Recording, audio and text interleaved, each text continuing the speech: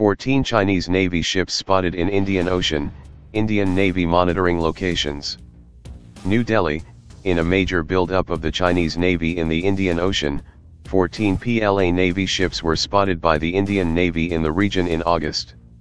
This increased presence, which poses a security threat to India, is compounded by planned submarines accompanying such ships tasked for anti-piracy duties, which the Indian Navy today stated is a rather odd duty for submarines.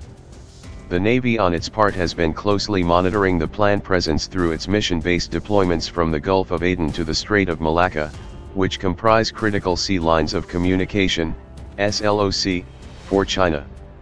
The Navy is also augmenting its operational capabilities, with progress being made on the procurement of the second and third aircraft carriers, fighter jets and 6 nuclear-powered attack submarines.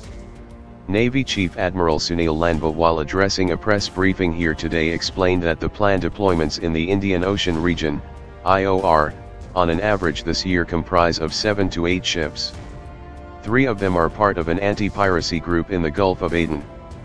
Twice a year, a submarine accompanies an escort ship with some research and hydrographic vessels. In August, we had a unique situation where we had the handing over and taking over going on between 2 anti-piracy escort groups, so there were 6 vessels. There was 1 group going to the Baltics for exercise with 3 ships. So in August, for about 2 weeks, there were 14 ships in the area, he said. The Navy chief also explained that the planned submarine deployments in the IOR began in 2013. They have been undertaking 2 deployments annually, each consisting of a period of 3 months. They alternate between a conventional boat followed by a SSN, nuclear-powered attack submarine, and there has been no change in this pattern, he said. Lanba also added that if there is a future presence of planned ships in Pakistan's Gwadar port, whose majority stakes have been acquired by Chinese companies, it will pose a security challenge as well.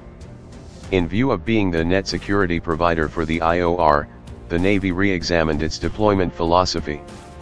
It now has ships deployed permanently at the Andaman Sea, mouth of Malacca Strait, besides Bay of Bengal and Strait of Lombok. The planned submarine deployments are monitored every 24 or 48 hours with maritime patrol aircraft locating the surface support ships. India also has ongoing discussions with several countries to have logistics, including refueling, agreements similar to ones it has with Singapore and the US, LIMO, which will enhance its operational reach.